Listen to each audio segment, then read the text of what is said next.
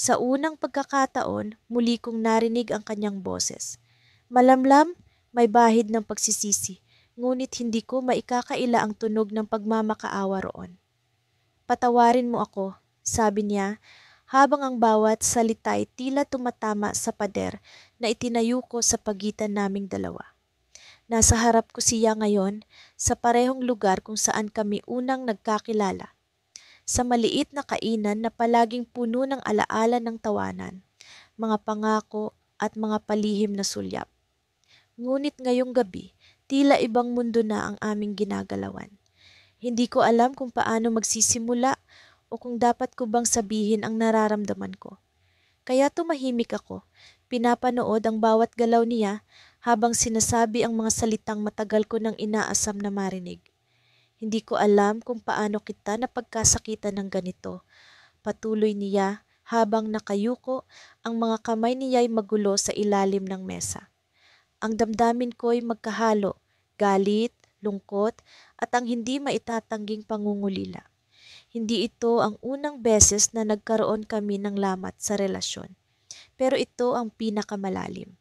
Ang uri ng lamat na kahit gaano kalaking effort ang ilaan mo, babalik at babalik ang tanong sa sarili, bakit? Bakit niya nagawa iyon? Siya ang babaeng minahal ko ng buong puso. Bawat bahagi ng buhay ko, isinama ko siya.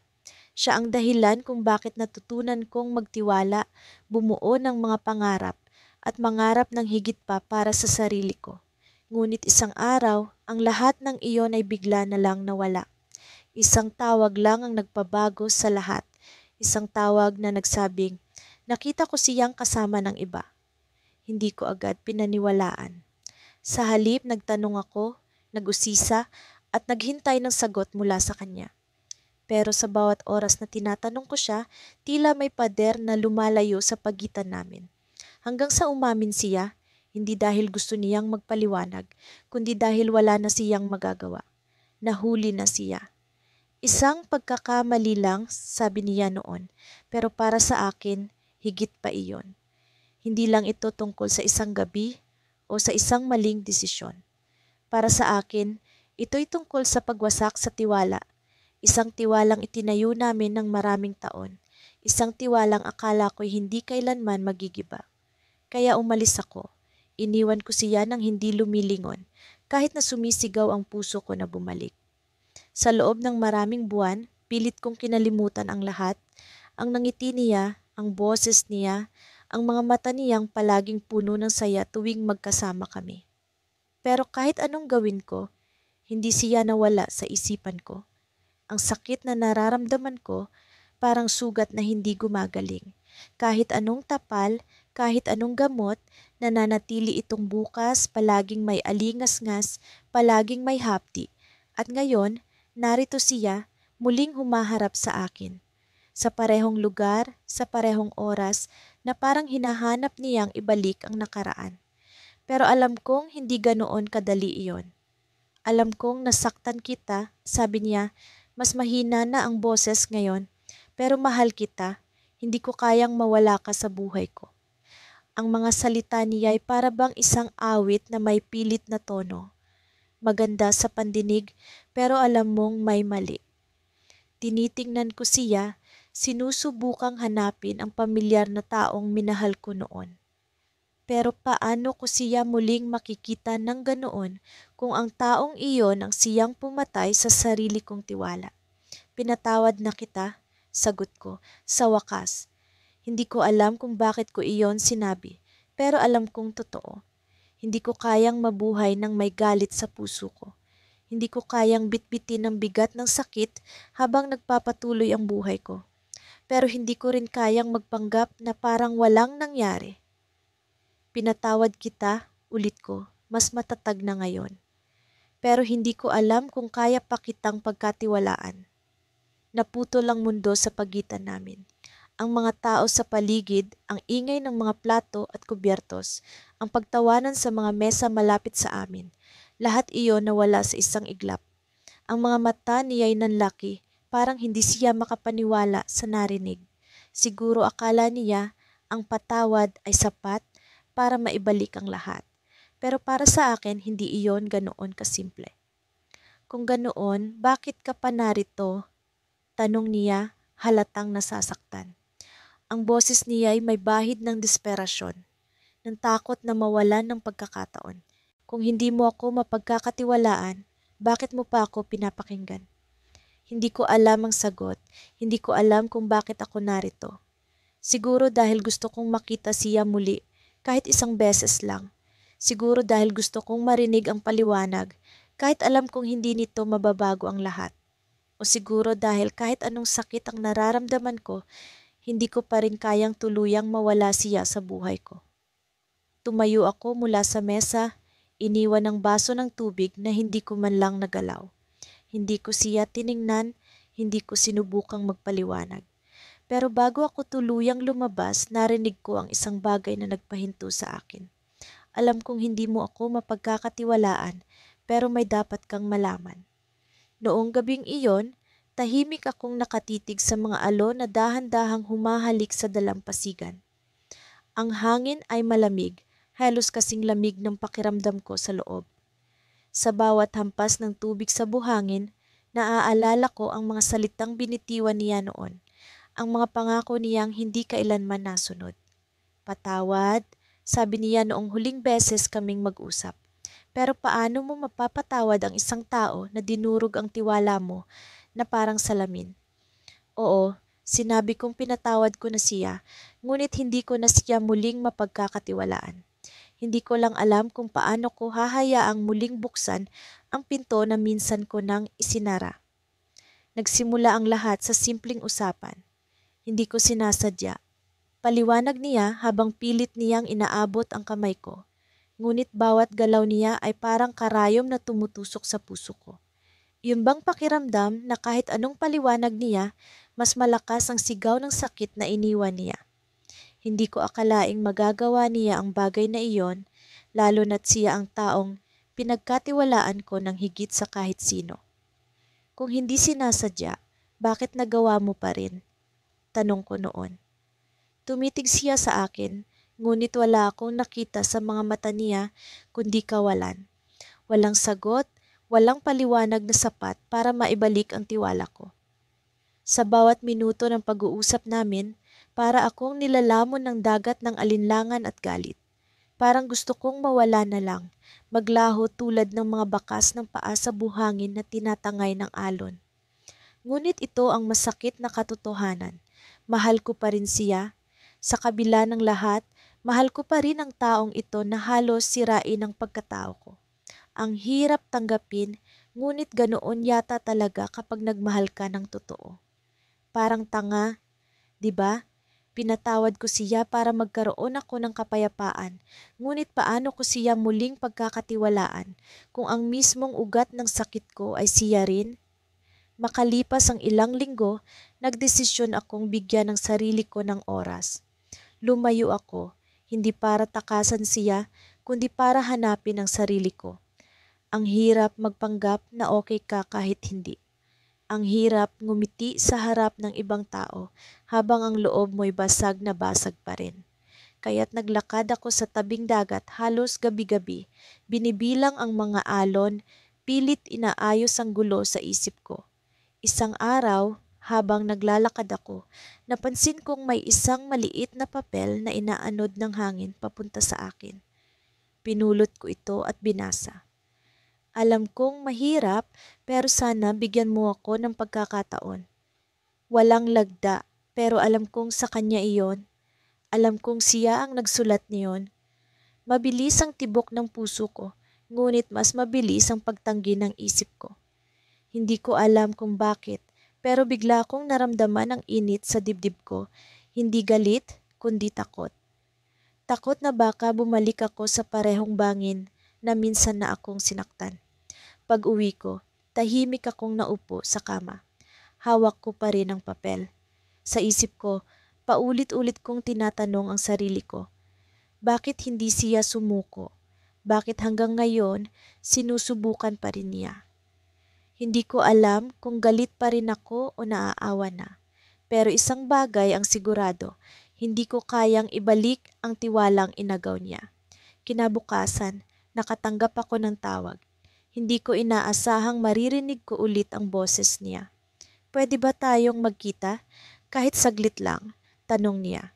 Gusto kong tumanggi, ngunit alam kong hindi ko kayang magpanggap na wala siyang halaga sa akin. Pumayag ako, ngunit may mabigat na kaba sa dibdib ko. Hindi ko alam kung tama ba ang desisyon kong harapin na naman siya. Nagkita kami sa parehong lugar kung saan siya unang nagpaalam. Ang lugar na iyon ay puno ng magagandang alaala namin noon. Ngunit ngayon, puno na ng mga tanong at lamat. Nakatayo siya roon, may hawak na bulaklak.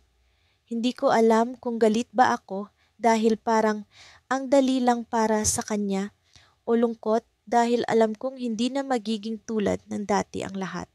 Salamat sa pagpunta, bungad niya. Tahimik lang akong tumango. Hindi ko alam kung ano ang sasabihin. Sa loob-loob ko, pinipilit kong kalmahin ang sarili ko. Ngunit ramdam kong bumibigat ang hangin sa pagitan namin. Tumitig siya sa akin, ngunit tumanggi akong makipagtitigan.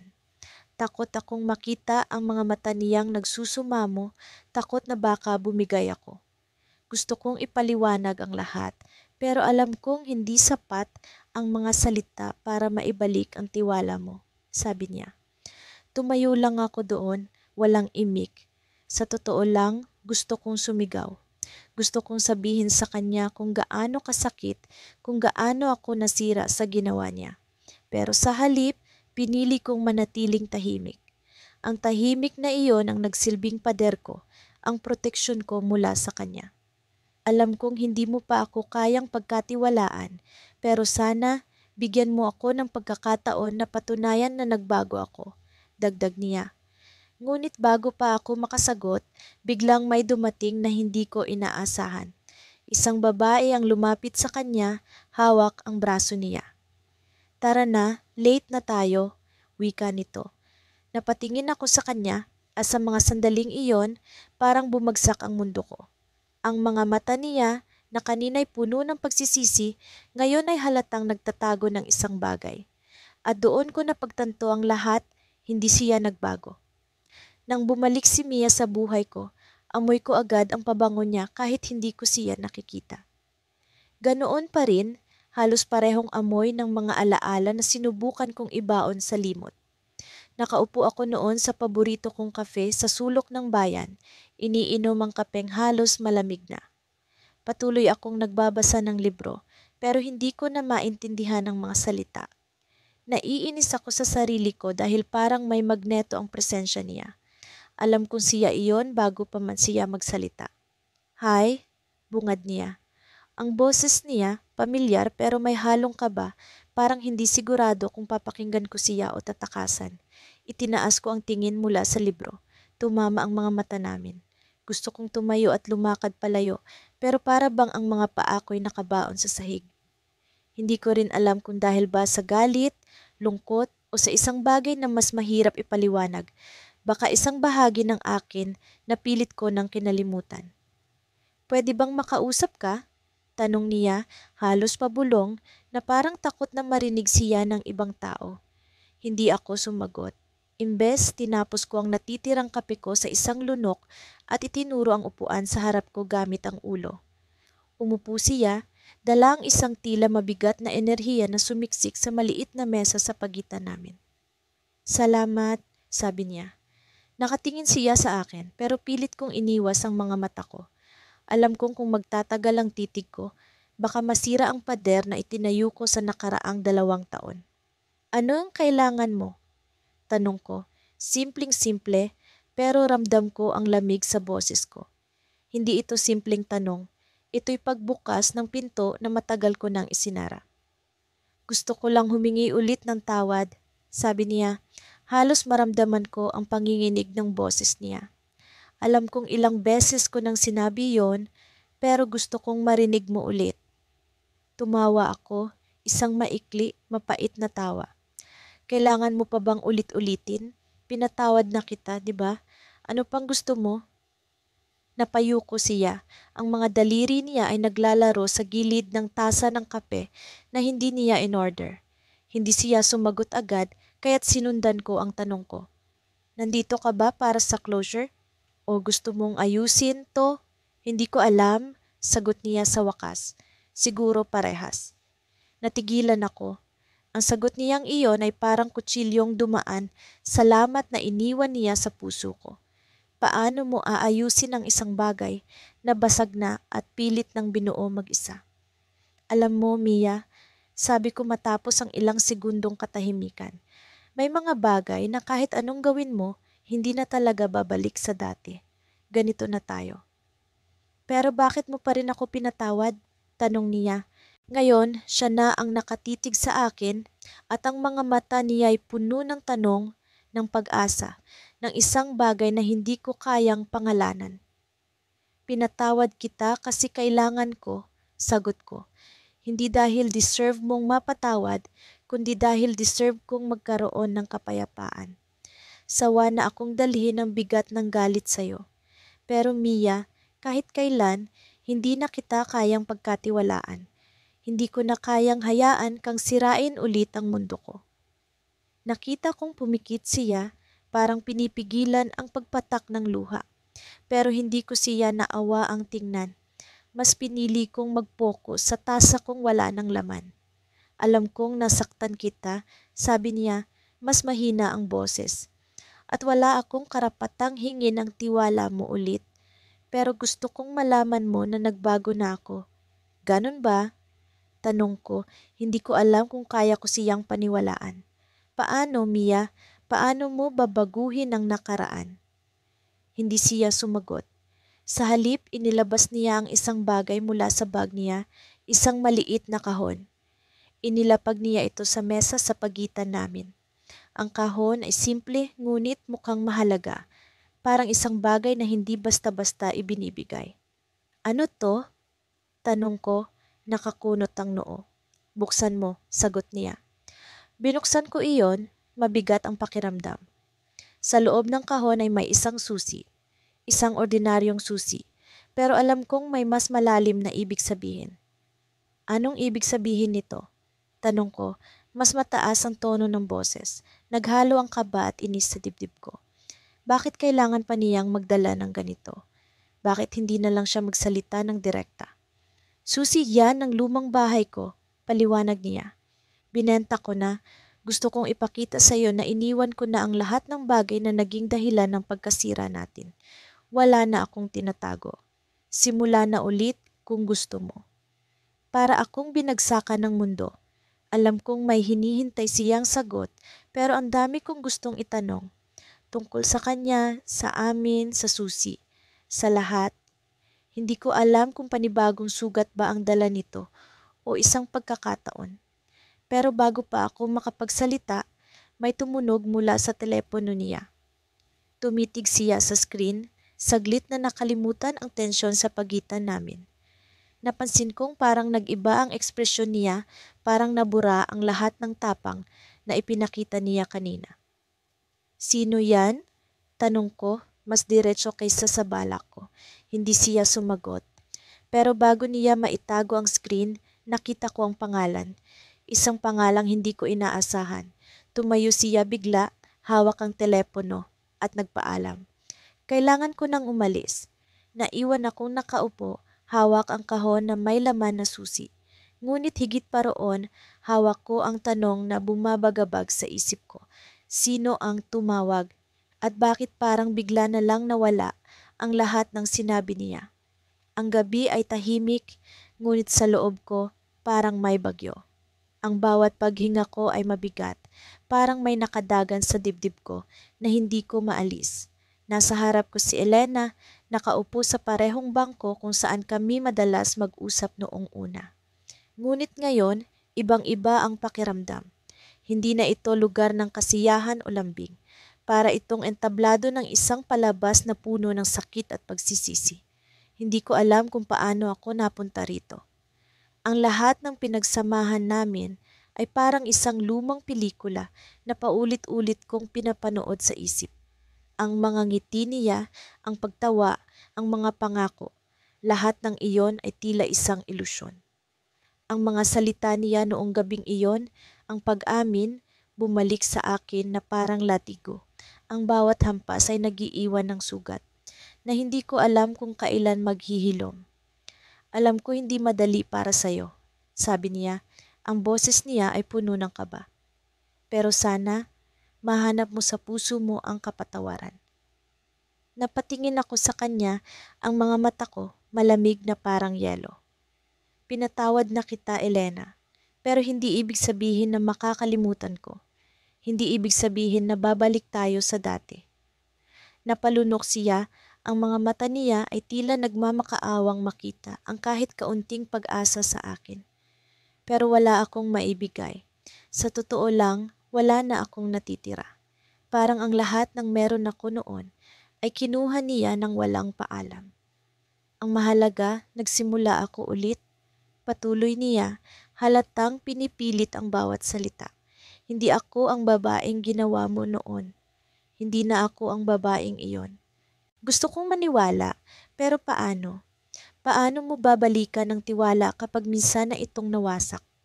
Paano mo iuusal ang mga salitang, "Oo, naniniwala ako sa'yo," kung ang puso mo ay puno pa rin ng pagdududa? Tumayo ako, ang mga kamay ko nakasiksik sa bulsa ng jacket ko.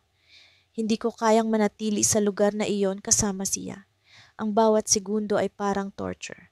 Ang bango ng hangin, ang tunog ng mga daon na hinahangin. Lahat ng iyon ay nagdadala sa akin sa nakaraan. Sa araw na nalaman ko ang katotohanan. Sabi mo mahal mo ako. Bulalas ko, hindi ko na napigilan. Sabi mo hindi mo ako sasaktan. Pero ano ang ginawa mo? Nagawa mo pa rin akong lokohin. At ngayon, narito ka, humihingi ng kapatawaran. Elena, hindi mo ba naiisip kung gaano kahirap ito para sa akin? Tumulo ang luha niya, pero hindi iyon sapat para pahupain ang galit na nararamdaman ko. Hindi ko alam kung galit ba talaga ito o sakit na matagal ko nang kinikimkim. Marahil pareho.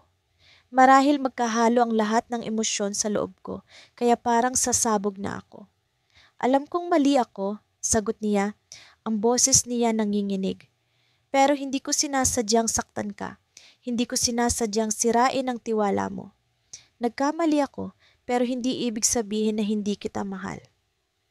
Napailing ako, ang sakit sa dibdib ko parang lalo pang lumalim. Mahal? Ano ang halaga ng pagmamahal kung walang tiwala?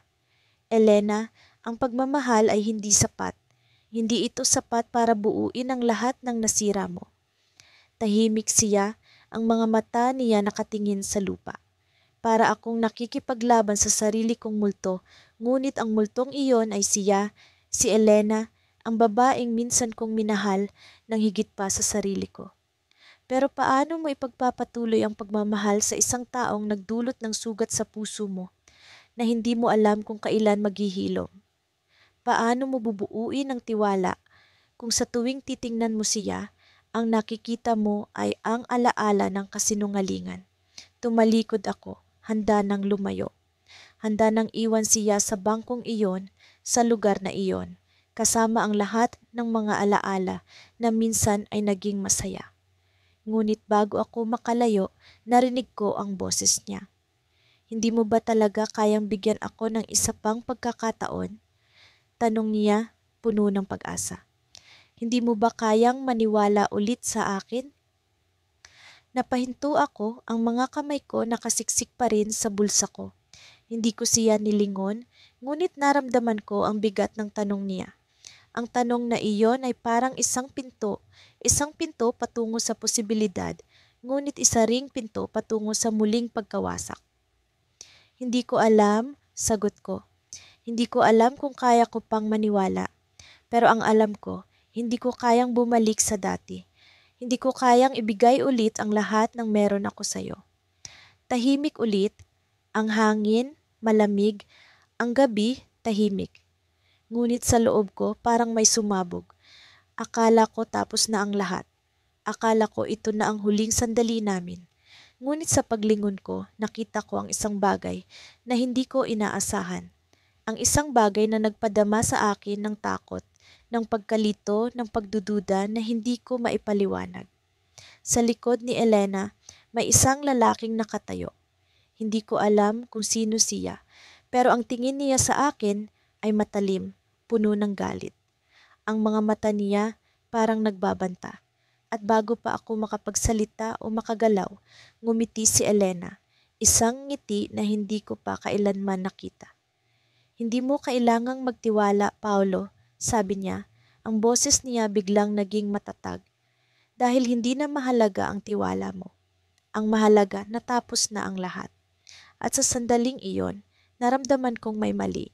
May mali sa lahat ng ito. Ang pag-amin niya, ang paghingi niya ng tawad, ang mga luha, lahat ng iyon ay parang isang laro. At sa likod ng lahat ng sakit na nararamdaman ko, naroon ang isang katotohanan na hindi ko pa lubusang nauunawaan.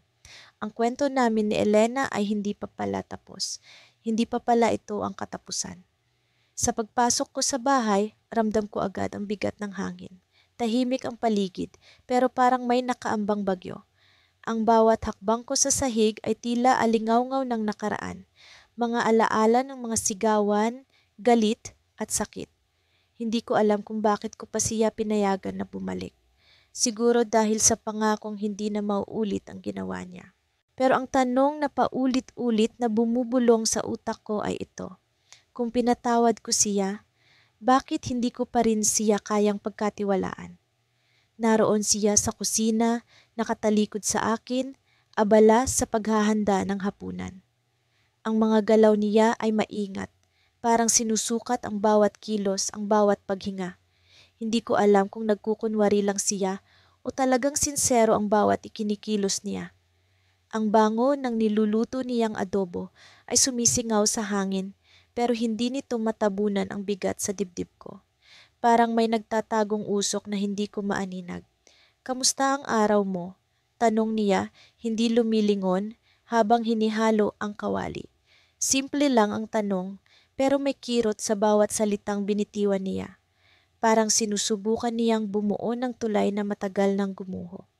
Maayos naman, sagot ko. Malamig, ayokong magpakita ng kahinaan.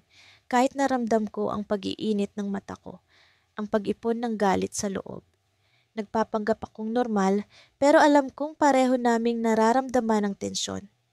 Ang pagitan namin ay tulad ng manipis na salamin. Isang maling galaw lang, mababasag ito. Nilapag niya ang kawali at humarap sa akin. Ang mga mata niya puno ng pagsisisi pero hindi ko na alam kung totoo. Dati, bawat sulyap niya ay sapat na para mapawi ang lahat ng pagdududa. Ngayon, kahit anong gawin niya, parang may lamat na ang tingin ko sa kanya. Alam kong mahirap para sa'yo, wika niya, halos pabulong, pero nagpapasalamat ako na binigyan mo ako ng pagkakataon. Hindi ako sumagot, tumayo lang ako roon, nakatitig sa kanya, pilit hinahanap ang katotohanan sa mga mata niya. Pero kahit anong gawin ko, parang may harang na sa pagitan namin. Isang pader na siya mismo ang nagtayo. Napatawad na kita, bulalas ko sa wakas, ang boses ko mabigat. Pero huwag mong asahan na babalik ang lahat sa dati. Tumango siya, pero nakita ko ang sakit sa mukha niya. Hindi ko alam kung dahil sa mga salita ko o dahil alam niyang siya mismo ang dahilan ng ganitong sitwasyon. Bumalik siya sa pagluluto, tila sinusubukang takpan ang awkward na katahimikan. Pero para sa akin, ang katahimikang iyon ay parang sigaw, mabigat, nakakabingi. Naglakad ako papunta sa sala, iniwan siyang mag-isa sa kusina. Naupo ako sa sofa pero hindi ko magawang magpahinga. Sa tuwing ipipikit ko ang mata ko, bumabalik ang lahat, ang mga kasinungalingan, ang mga palusot, ang mga gabing iniwan niya akong nagtatanong kung ano ang mali sa akin. Hindi ko makalimutan kung paano niya sinira ang tiwala ko, kung paano niya pinili ang pansarili niyang kagustuhan kaysa sa relasyon namin. Hindi ko na malaya na pumasok siya sa sala, dala ang 2 plato. Kain na tayo, sabi niya, pilit ang nangiti. Ang sigla na dating nasa ngiti niya ay wala na. Napalitan ito ng pagod at pag-aalala. Tumango ako at kinuha ang plato. Umupo siya sa tabi ko, pero naramdaman ko ang distansya kahit magkalapit kami. Kumakain kami ng tahimik hanggang sa hindi na siya nakatiis. Alam kong mahirap, sabi niya, pero gagawin ko ang lahat para mapatunayan sa iyo na karapat-dapat pa ako. Napatingin ako sa kanya. Sa isang iglap, bumalik ang lahat ng sakit. Ang bawat salita niya ay parang kutsilyong humihiwa sa sugat na hindi pa naghihilom. Karapat-dapat ka ba talaga? Tanong ko, diretso, hindi nagpaikot-ikot. Hindi siya sumagot. Hindi ko alam kung dahil wala siyang sagot o dahil alam niyang tama ako. Sa mga mata niya, nakita ko ang takot, ang pag-aalinlangan, ang kawalan ng kasiguraduhan. At sa kauna-unahang pagkakataon, naramdaman ko ang kapangyarihang hawak ko ang kontrol sa kung anong mangyayari sa amin. Tumayo ako, iniwan ang plato sa mesa. Hindi ito tungkol sa kung anong kaya mong gawin, sabi ko, ang boses ko malamig. Ito ay tungkol sa kung kaya ko pa bang maniwala sa iyo. Naglakad ako papunta sa bintana, tumitig sa madilim na langit. Ang malamig na simoy ng hangin ay dumampi sa mukha ko, pero hindi nito maibsan ang init ng galit sa puso ko. Narinig ko ang paggalaw niya sa likuran ko, ang paglapit ng mga hakbang, at sa isang iglap, naramdaman ko ang kamay niya sa balikat ko. Alam kong nasaktan kita, bulong niya, pero hindi ko sinasadya ang lahat. At doon, sa ilalim ng madilim na langit, sa pagitan ng bangin ng galit at pagsisisi, may isang bagay na bumagsak. Hindi ko alam kung bakit, pero ang hawak niya ay sapat para magdulot ng kakaibang damdamin. Napalingon ako sa kanya, ang mga mata ko puno ng tanong. Ngunit bago pa man ako makapagsalita, narinig ko ang tunog ng pinto. Isang malakas na kalabog. Pareho kaming napalingon.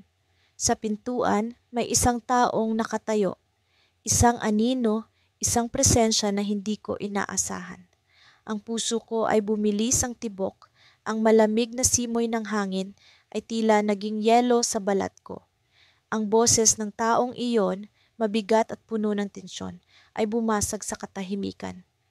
Nagbalik ako dahil hindi pa tapos ang usapan natin. At doon ko napagtanto, ang pinakamalaking taksil sa buhay ko ay hindi pa pala tuluyang nawala. Mahigit 1 taon na ang lumipas mula noong huling beses na nag-usap kami ni Clara. Sa bawat araw na dumaan, pilit kong inaayos ang pira-pirasong bahagi ng puso ko na nadurog nang dahil sa kanya. Pero ngayong gabi, isang tawag ang bumago sa lahat ng plano kung kalimutan siya. Tumunog ang telepono at tila hindi ko kayang balewalain ang pangalan na lumitaw sa screen. Clara. Ang dating musika sa pandinig ko, ngayon naging tunog ng babala. Hindi ko alam kung bakit ko sinagot, pero bago pa man ako makapag-isip, naririnig ko na ang tinig niyang pamilyar pero tila may ibang bigat. Pwede ba tayong magkita? Tanong niya, halos pabulong, may halong kaba. Hindi ako sumagot agad. Sa totoo lang, gustong-gusto kong tumanggi. Pero may kung anong puwersa ang nagtulak sa akin para pumayag. Siguro gusto kong marinig ang paliwanag niya. O marahil, gusto kong makita kung kaya ko na bang harapin siya nang hindi na muling masaktan. Sa isang maliit na coffee shop kami nagkita, sa lugar kung saan madalas kaming mag-usap noon. Nakaupo na siya sa isang sulok, tila kinakabahan, hawak ang baso ng kape na hindi pa nababawasan. Nang makita niya ako, tumayo siya, bahagyang yumuko at muling naupo. Ako naman, dumiretso sa upuan kaharap niya, pilit na pinapanatili ang malamig na itsura kahit ramdam ko ang pagbilis ng tibok ng puso ko. Salamat sa pagpunta, bungad niya habang nakatingin sa mesa. Tahimik lang ako, hinihintay ang dahilan kung bakit niya ako tinawag. Hindi ko siya sinagot. Sa halip, pinagmasdan ko ang bawat galaw niya, ang mga mata niyang umiwas sa akin, ang mga kamay niyang naglalaro sa tasa ng kape. I know nasaktan kita, sabi niya, boses niya ay basag pero diretso. Pero hindi mo alam kung gaano rin ako nasaktan sa mga nangyari. Gusto kong tumawa sa sinabi niya, pero pinigilan ko ang sarili ko. Nasaktan siya? Paano niya nasabing nasaktan siya habang siya ang dahilan ng lahat ng sakit ko? Habang siya ang pumili na ipagpalit ako para sa iba? Kaya mo bang sabihin sa akin kung bakit mo ato ginawa? Tanong ko. Matigas ang boses. Hindi ko na kayang magpaikot-ikot pa. Gusto ko ng sagot, hindi mga paligoy-ligoy na paliwanag. Huminga siya ng malalim at sa wakas tumingin siya sa mga mata ko. Hindi ko sinasadya. Hindi ko inasahang mahuhulog ako sa kanya. Pero hindi ko rin kayang itanggi na mali ako, na sinaktan kita. Ang mga salitang iyon ay parang kutsilyong tumarak muli sa puso ko. Gusto kong magtanong kung bakit hindi niya ako piniling mahalin, kung bakit hindi niya ako piniling ipaglaban. Pero alam kong wala nang saysay ang mga tanong na iyon. Ang sagot niya ay hindi na magbabago sa katotohanang iniwan niya ako. Anong gusto mong mangyari ngayon? Tanong ko, pilit na hinuhusgahan ang intensyon niya. Hindi ko kayang magpakita ng kahinaan, lalo na sa harap niya. Alam kong hindi mo na ako mapagkakatiwalaan, sagot niya. Mata niya ay puno ng luha. Pero gusto kong malaman mo na mahal pa rin kita. Kahit ano ang gawin ko, ikaw pa rin ang hinahanap ng puso ko. Natahimik ako. Mahal niya pa rin ako. Hindi ko alam kung paanong salita ang lalabas mula sa bibig ko.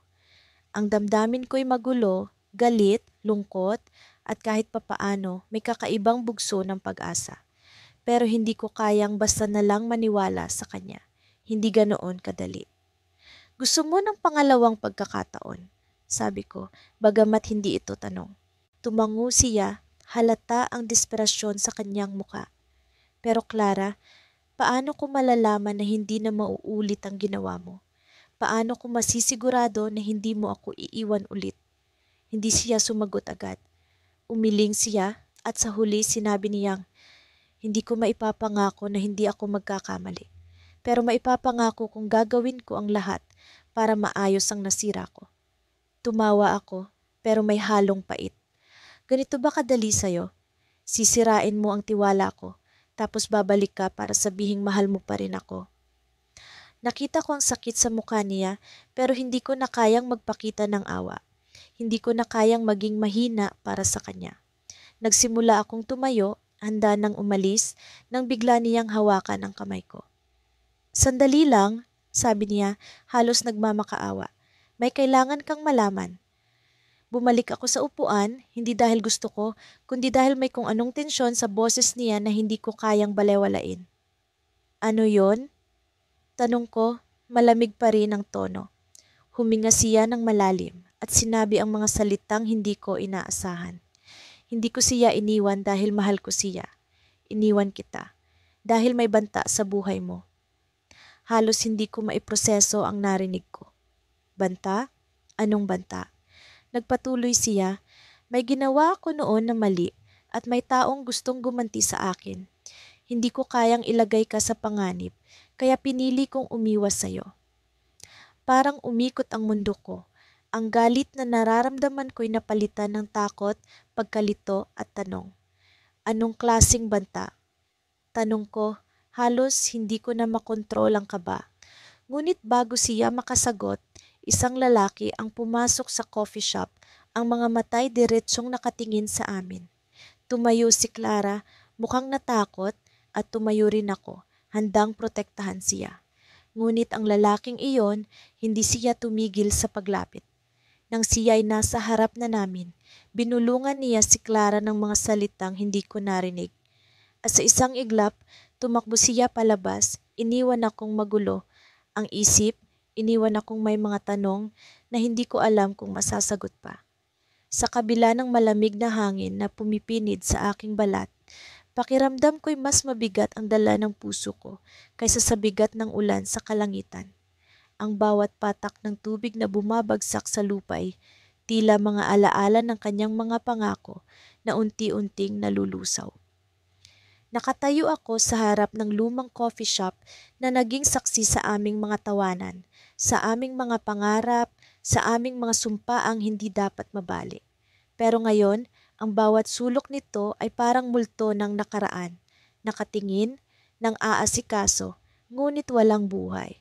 Pumasok ako. Tahimik ang loob, maliban sa tunog ng makina ng kape na nagpupumilit na magbigay init sa malamig na araw. Naupo ako sa parehong mesa na dating sa amin. Dito siya unang nagsabi ng mahal kita. Dito rin siya unang nagsabi ng patawad. At sa parehong mesa, narito ako ngayon, nakatingin sa baso ng kape habang ang init nito'y tila hindi maabot ng nagyayalong bahagi ng puso ko. Hindi ko alam kung bakit ako naririto. Ang tanging alam ko'y may tawag ako kaninang umaga mula sa kanya. At sa kabila ng lahat, sinagot ko pa rin. Hindi ko alam kung may bahagi ba ng sarili ko na umaasa pa rin.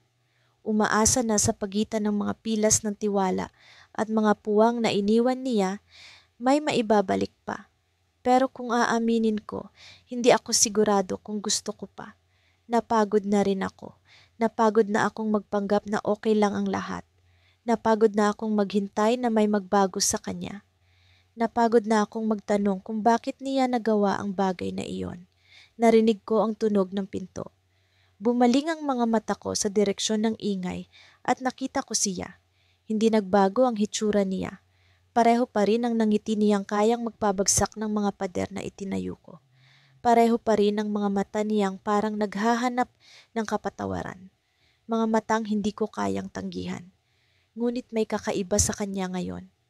Hindi ko alam kung ito ba'y dahil sa oras o dahil sa bigat ng mga kasalanang bitbit niya, pero parang iba ang dating niya. Parang may inaasahang hindi ko pa alam. Lumapit siya sa mesa at hindi ko alam kung bakit bumilis ang tibok ng puso ko. Hindi ito ang tibok na dala ng tuwa. Ito'y tibok na dala ng tensyon, ng takot. Naupo siya sa harap ko. Hindi siya nagsalita agad. Tiningnan niya ako at ang mga mata niyang iyon ay nagpatigil sa lahat ng bagay sa paligid. Tila ang oras ay tumigil. Wala akong magawa kundi ang maghintay. At nang magsimula siyang magsalita, parang ang bawat salita ay may bigat na 1,000 kilo. Salamat sa pagpunta, wika niya. Ang tinig niya ay puno ng pag-aalinlangan. Hindi ko siya sinagot. Hinayaan ko siyang magpatuloy. Hindi ko alam kung may lakas pa akong magtanong o magbigay ng kahit na ano. Ang tanging alam ko'y narito ako at narito siya. Gusto kong humingi ulit ng tawad, aniya. Alam kong hindi na kita mapipilit na magtiwala ulit sa akin. Pero gusto kong malaman mo na nagbago na ako. Hindi na ako yung taong sinaktan ka. Ang mga salitang iyon ay parang espada na tumama sa akin. Nagbago? Paano mo sasabihin sa isang taong sinunog mo ang bahay na nagbago ka na? Paano mo ipapaliwanag ang salitang pagbabago kung ang alaala ng ginawa mo'y buhay pa rin sa isip ko? Gusto kong sumagot, gusto kong ipakita ang galit na matagal ko nang kinikimkim. Pero ang lumabas lang sa bibig ko ay, bakit? Nagulat siya. Siguro hindi niya inaasahang magsasalita ako, pero nagpatuloy ako. Bakit mo ginawa iyon? Bakit mo ako niloko? Hindi ba sapat ang pagmamahal ko? Hindi ba sapat ako? Hindi siya agad sumagot. Tila iniisip niya ang mga tamang salita, pero ang katahimikan niya ay mas malakas kaysa sa anumang sagot na maibibigay niya. At sa wakas nagsalita siya. Hindi ko alam kung paano ko ipapaliwanag, pero hindi kita niloko dahil kulang ka. Niloko kita dahil kulang ako. Hindi ko alam kung ano ang mararamdaman ko. Galit, paawa, pagkalito. Ang mga salitang iyon ay parang isang misteryo na hindi ko kayang intindihin. Pero bago pa ako makasagot, hinugot niya ang isang bagay mula sa kanyang bulsa. Isang maliit na kahon. At nang buksan niya ito, nakita ko ang isang singsing. Alam kong mahirap na para sa'yo na paniwalaan ako. Pero gusto kong subukan ulit. Gusto kong ipakita sa iyo kung gaano kita mahal. Hindi ko hihilingin na magtiwala ka agad sa akin. Pero bibigyan kita ng oras. Bibigyan kita ng dahilan para maniwala ulit. Tumayo siya, iniwan ang singsing sa mesa at lumabas ng coffee shop. Hindi ko alam kung magagalit ba ako o maawa. Pero habang tinitignan ko ang singsing, may bahagi ng puso ko na nagtatanong. Ito ba'y pag-asa o isa na namang kasinungalingan? Hindi ko alam ang sagot. Ngunit naramdaman ko ang muling pagbigat ng mga patak ng ulan sa labas. At sa puntong iyon, hindi ko alam kung ang bigat ba'y sa ulan o sa desisyon na kailangan kong gawin. Sa kabila ng lahat ng nangyari, hindi ko akalaing makakakita ako ng ganitong eksena sa harap ko. Nakaupo siya sa lumang bangkong kahoy na nasa likod ng bahay ni na mama, ang parehong lugar kung saan kami palaging nagkukwentuhan noon. Ang mga dahon ng mangga sa itaas ay mahinang sumasayaw sa hangin, tila inaawit ang isang malungkot na balada. At siya, ang taong minsang naging dahilan ng bawat tibok ng puso ko, ay naroon, tahimik, nakatungo, tila nag-iisip ng malalim. Hindi ko alam kung bakit ako lumapit. Siguro'y dahil hindi ko matitiis na makita siyang ganoon, kahit na siya ang dahilan kung bakit parang may mga bubog na laging nakatusok sa dibdib ko. Ang mga alaala ng pag-iisa, ng pagdududa, ng sakit na bumalot sa akin noong nalaman ko ang ginawa niya, ay muling bumalik sa akin habang dahan-dahan akong naglakad palapit. Anong ginagawa mo rito? Tanong ko, pilit pinapanatili ang lamig sa tinig ko. Hindi siya tumingin sa akin agad. Nanatili siyang nakatungo, pinaglalaroan ang isang maliit na bato sa sahig. Gusto kong makipag-usap, sagot niya, mahina. Ang boses niya ay kasintunog ng mga alaalang pilit kong kinakalimutan, isang halo ng sakit at panghihinayang. Wala na tayong dapat pag-usapan, sabi ko, ngunit hindi ako umalis. Ang mga paa ko'y tila nakadikit sa lupa, hindi makagalaw. Tumayo siya at sa wakas tumingin sa akin. Ang mga mata niya ay puno ng lungkot, ng pagsisisi, ngunit hindi ko alam kung kaya ko pa bang paniwalaan ang mga iyon. Ang taong nasa harap ko ay parehong tao na minsang nangako sa akin ng walang hanggan. Ngunit siya rin ang parehong tao na bumali sa pangakong iyon. Alam kong nasaktan kita, simula niya. At alam kong hindi ko na mababawi ang ginawa ko. Pero kahit papaano, gusto kong malaman mo na hindi ko sinadyang saktan ka. Hindi ko alam kung paano ko nagawa iyon. Hindi ko alam kung bakit ako naging ganoon kahangal. Hindi mo alam, ulit ko, ang galit sa puso ko'y biglang sumiklab. Hindi mo alam kung bakit mo ginawa iyon? Sa tingin mo ba madali lang para sa akin na tanggapin ang paliwanag na hindi mo alam? Sinira mo ako, pinagkatiwalaan kita, pero iniwan mo akong duguan at basag. Hindi ko alam kung saan nanggaling ang lakas ng loob kong magsalita ng ganoon. Siguro'y dahil sa dami ng mga tanong na matagal kong kinimkim, sa dami ng mga gabi na umiiyak ako habang pilit kong iniintindi ang mga dahilan niya.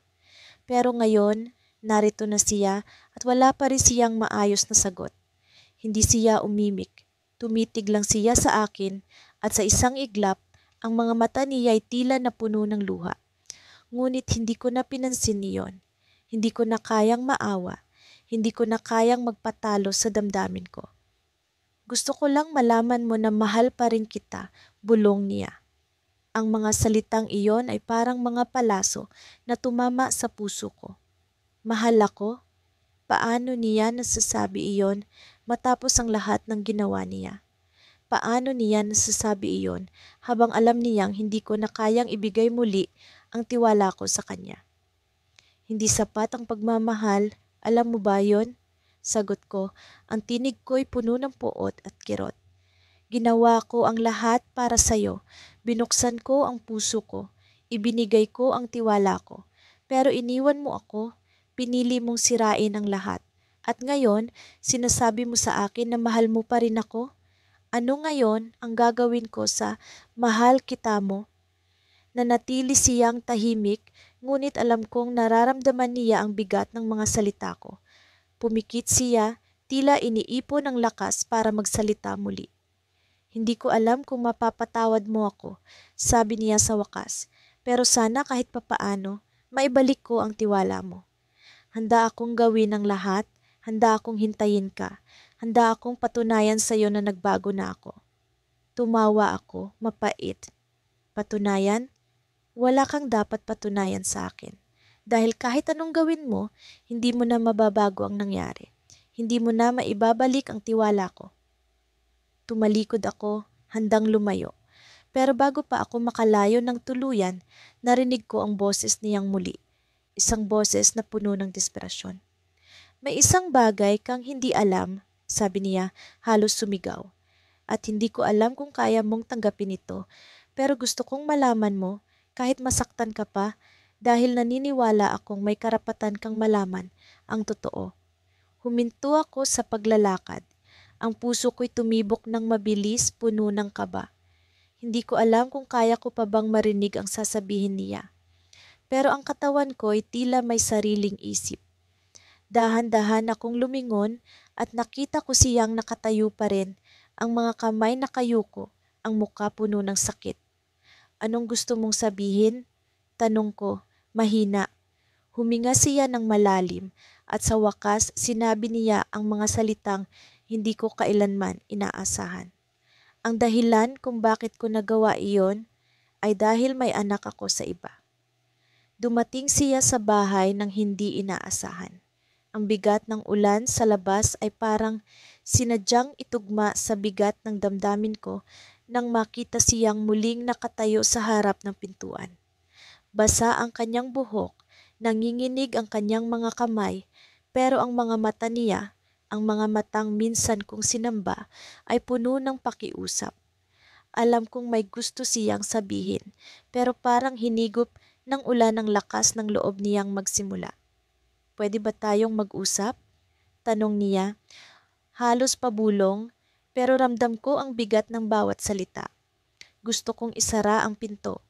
Gusto kong iwanan siya sa gitna ng ulan para maramdaman niya ang lamig na iniwan niya sa akin noon. Pero kahit anong pilit kong magmatigas, alam kong hindi ko kayang gawin iyon. Kaya't tumalikod na lamang ako at naglakad pabalik sa sala. Iniwan siyang magdesisyon kung susunod ba siya o hindi. Narinig ko ang maingat niyang pagpasok. Tumulo ang tubig mula sa kanyang damit, bumakat sa sahig ang bawat hakbang niya. Kinuha ko ang tuwalyang nakasampay sa sandalan ng sofa at inabot ito sa kanya nang hindi tumitingin sa kanyang mukha. Kinuha niya ito, pero imbis na magpasalamat, isang malalim na buntong hininga ang narinig ko. Bakit ka nandito? Tanong ko. Hindi ko na kayang tiisin ang katahimikan. Ang boses ko ay mas matalim kaysa sa inaasahan ko, pero wala na akong balak magpakumbaba. Gusto kong magpaliwanag, sagot niya. Alam kong nasaktan kita. Alam kong hindi sapat ang mga salita para burahin ang ginawa ko. Pero, pakiusap, pakinggan mo ako. Isang mapait na ngiti ang sumilay sa labi ko. Pakinggan kita? Hindi ba't pinakinggan na kita noon? Binigyan kita ng lahat ng pagkakataon para ipaliwanag ang sarili mo. Pero anong ginawa mo? Tumalikod ka. Iniwan mo ako. Tumungo siya, parang bata na napagalitan. Pero hindi ako naawa. Hindi ko siya kayang kaawaan. Hindi ko alam kung paano magsisimula, sabi niya matapos ang ilang segundo ng katahimikan. Pero gusto kong malaman mo na hindi ako tumigil sa pag-iisip sa'yo. Sa atin, sa lahat ng nasira ko. Nasira, ay isa din ba din mo, Kikis, putol ko. Huwag mong isama ang sarili ko sa kasalanan mo. Tumango siya, tinanggap ang galit ko. Oo, sagot niya, kasalanan ko. At araw-araw kong pinagsisisihan iyon. Tiningnan ko siya, hinahanap ang bahid ng kasinungalingan sa kanyang mukha. Pero sa kabila ng lahat, ang nakita ko ay tapat na paghingi ng tawad. At doon ko naramdaman ang kirot na pilit kong kinalimutan. Ang sakit na akala ko'y naigupo ko na. Parang sariwang sugat na muling bumuka. Ano ba ang gusto mong mangyari? Tanong ko. Hindi ko na kayang palawigin pa ang usapan. Gusto mo bang baliwalain ko ang lahat? Gusto mo bang sabihin ko na ayos lang lahat ng ginawa mo na parang walang nangyari? Hindi, mabilis niyang sagot. Hindi ko hinihingi na patawarin mo ako. Alam kong hindi iyon madali, pero gusto kong malaman mo na handa akong gawin ang lahat para maayos ito, kahit ano. Pinikit ko ang mga mata ko, huminga ng malalim. Gusto kong maniwala sa kanya. Gusto kong isipin na may halaga pa ang mga salitang binibitawan niya. Pero paano? Paano ko siya muling pagkakatiwalaan kung siya mismo ang sumira sa tiwalang iyon? Hindi ko alam, sagot ko ng mahina. Hindi ko alam kung kaya ko pa.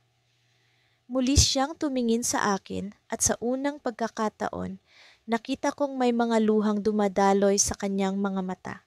Hindi ko alam kung bakit, pero sa halip na makaramdam ng simpatya, lalo lamang akong nagalit. Bakit siya umiiyak? Siya ang may kasalanan. Siya ang nanakit. Alam mo ba kung ano ang pinakamasakit? Tanong ko, hindi ko na mapigilan ang sarili ko. Hindi ang ginawa mo, hindi ang mga kasinungalingan mo. Ang pinakamasakit ay ang katotohanang kahit gaano ako nasaktan, kahit anong pilit kong kalimutan ka, nandito ka pa rin. Tinapik ko ang dibdib ko. Nandito ka pa rin. Tahimik siya. Wala siyang maisagot. At sa katahimikan niya, doon ko naramdamang totoo ang lahat. Mahal ko pa rin siya. Mahal na mahal, pero hindi iyon sapat. Hindi na. Tumayo ako, tumalikod sa kanya. Malamig ang gabi, ayoko nang makakita ng basang sahig sa umaga. Kung may respeto ka pa sa akin, umalis ka na. Narinig ko ang paggalaw niya, ang pagkalansing ng mga susi sa bulsa niya.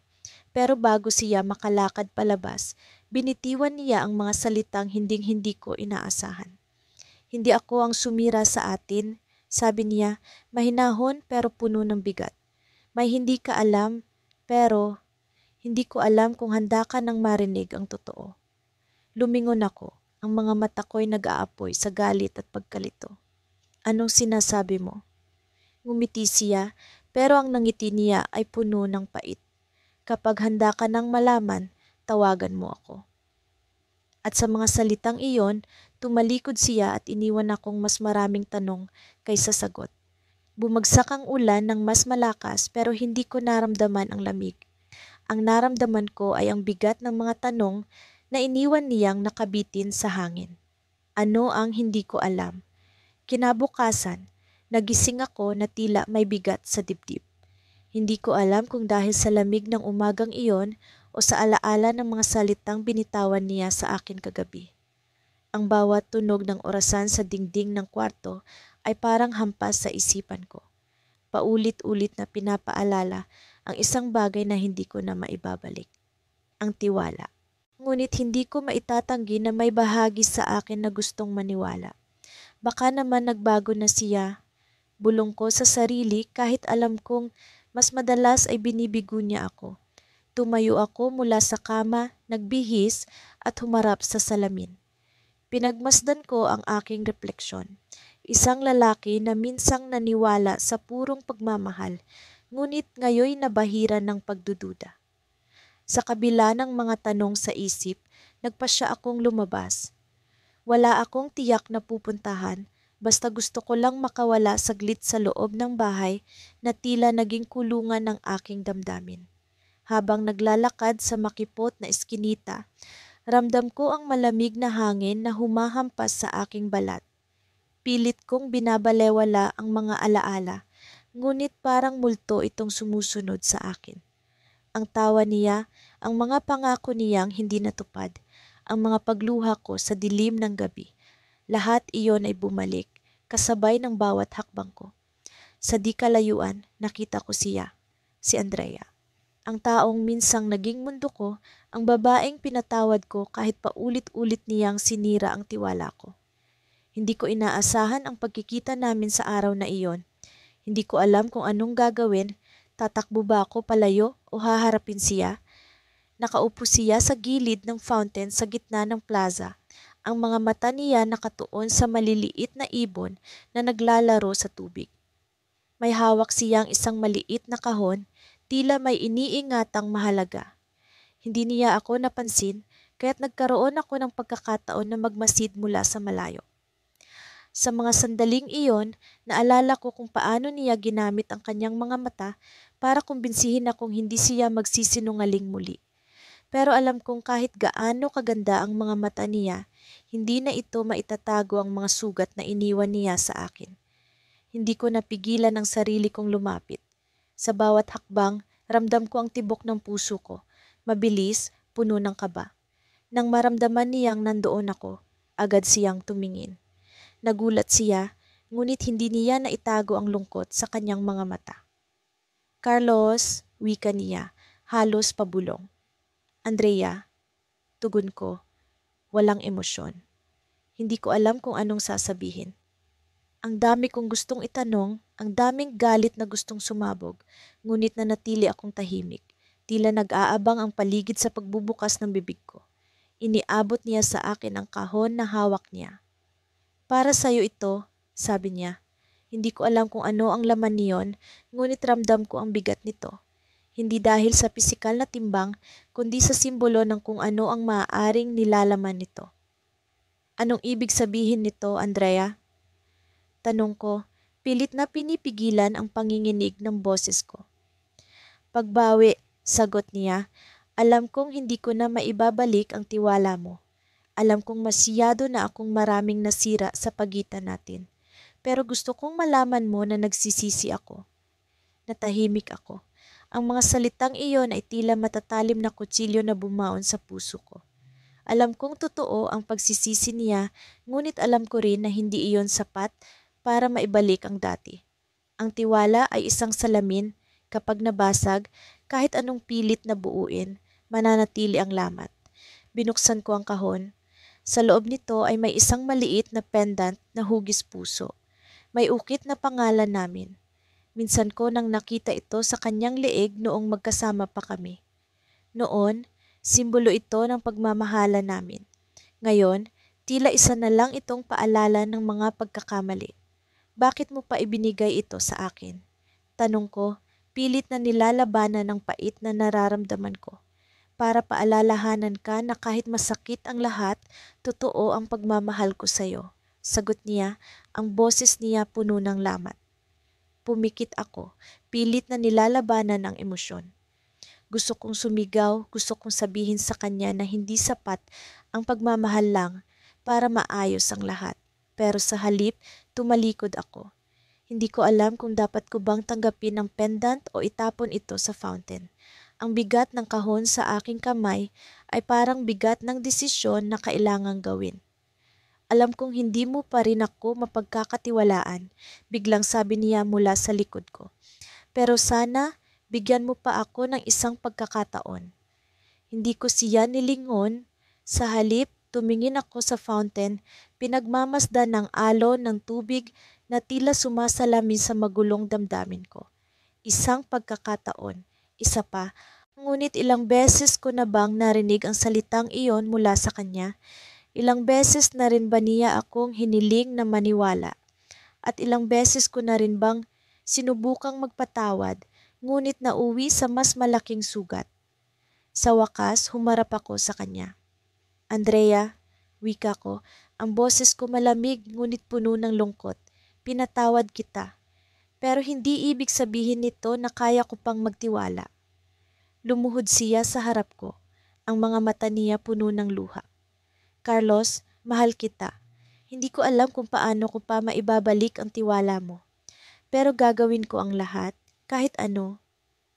Bago pa ako makasagot, biglang may isang lalaki ang lumapit sa kanya. Hindi ko siya kilala, ngunit ang paraan ng paghawak niya sa balikat ni Andrea ay tila may ibig sabihin. Andrea, uwi na tayo, sabi ng lalaki. Napatingin sa akin si Andrea. Ang mga mata niya puno ng pagkalito at takot. Carlos, hindi ito. Ngunit bago niya pa maituloy ang sasabihin, tumalikod ako at naglakad palayo. Ang pendant sa aking kamay ay bumagsak sa fountain. Lumubog kasabay ng mga alaala ng pagmamahala namin. Sa likod ko, naririnig ko ang tinig ni Andrea na tumatawag sa pangalan ko, ngunit hindi ko na ito nilingon. Sa pagkakataong iyon, alam ko na ang sagot. Minsan ay sapat na ang pagpapatawad, ngunit hindi palaging kailangan ang pagbabalik.